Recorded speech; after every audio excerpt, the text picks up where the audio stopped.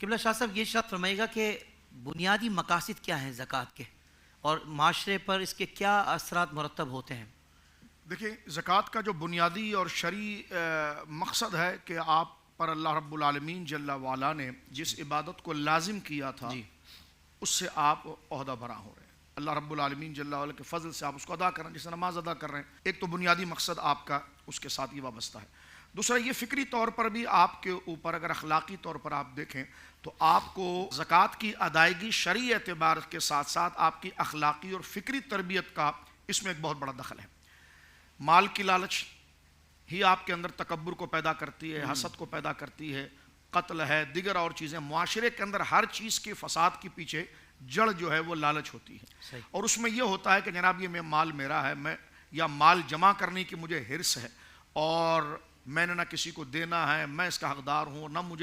سے یہ پوچھا جائے گا، نہ میں کسی کے حضور جو ہے کہ وہ جواب دے ہوں، تو جمع ہی کیا جا رہا ہے. زکوٰۃ کی ادائیگی کے ساتھ بندے کو یہ شعور ہوتا ہے کہ یہ مال کا مالک وہ نہیں ہے، اصلاً یہ مالک اللہ رب العالمین جل وعلا ہے، اور اس نے اس کے مصارف کو قرآن مجید میں ذکر کیا ہے، بندے کے سامنے واضح کر دیا، اس میں ان مصارف کو ذکر کیا جائے. تو سب سے پہلے انسان کی خود باطنی تطہیر ہوتی ہے، اس کا تزکیہ ہوتا ہے، کیونکہ مذہب کا بنیادی جو موضوع ہے وہ عقیدے کے بعد ہے، وہ تہذیب نفس ہے. تہذیب نفس سے مراد کہ انسان کے خیالات پر پڑنے والی وہ منفی گرد و غبار جو اسے رب سے دور لے جاتی ہے، یا اسے باغی بناتی ہے، یا اسے تکبر میں مبتلا کرتی ہے، یا اسے دیگر اور اخلاقی پستی میں مبتلا کرتی ہے. تو شریعت مطہرہ کے حکم کی تعمیل جب اللہ کی رضا کے لیے کی جائے تو تہذیب نفس ہوتا ہے. مثلا یوں سمجھ لیں جیسے سفید کپڑا ہے، اس کے اوپر اگر کوئی گرد پڑ جائے تو آپ اس کو جھاڑ کر صاف کر دیتے ہیں. تو انسان کے ذہن اور باطن پر پڑنے والے وہ منفی اور گناہوں کے جو تصورات، جو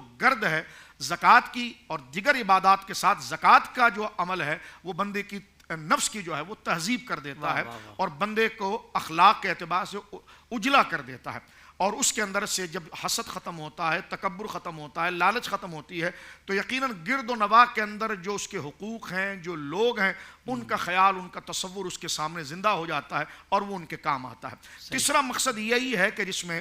نظام جو قرآن کریم فرقان حمید نے ذکر فرمایا کہ مال جو ہے وہ کسی چند لوگوں کے ہاتھوں میں گردش نہ کرے کہ امیر سے امیر تر ہو جائے اور غریب سے غریب تر ہو جائے. زکوٰۃ کا اگر اسلامی معاملہ اگر آپ دیکھیں اور سابقہ یعنی صحابہ کرام رضوان اللہ اجمعین کے احوال کو آپ دیکھیں اور قرآن مجید نے جو زکوٰۃ کے مصارف کو ذکر کیا ہے اور فاروق اعظم رضی اللہ تعالیٰ عنہ کے دور خلافت کی طرف اگر آپ توجہ کریں یا خلفاء راشدین کے دور کی طرف توجہ کریں تو زکوٰۃ کی جو تقسیم ہے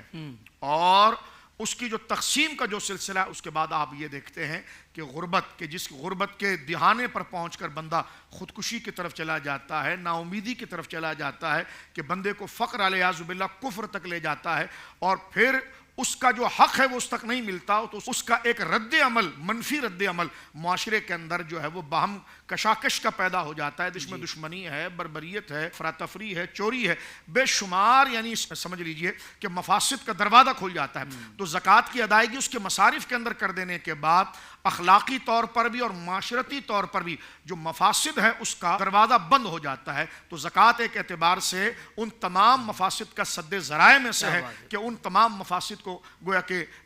روک دیتی ہے. انسان کی خود بھی تطہیر ہوتی ہے، اللہ رب العالمین جل وعلا کا فرض بھی ادا ہوتا ہے، اور جو اس کے مستحقین ہیں اور جو ان کا حق ہے وہ ان کی طرف ادا بھی ہو جاتا ہے. اس حوالے سے ان کی زندگی کے گزر بسر کے جو جائز معاملات ہیں وہ ان کو آپ کے ذریعے مہیا ہو جاتے ہیں. سبحان اللہ.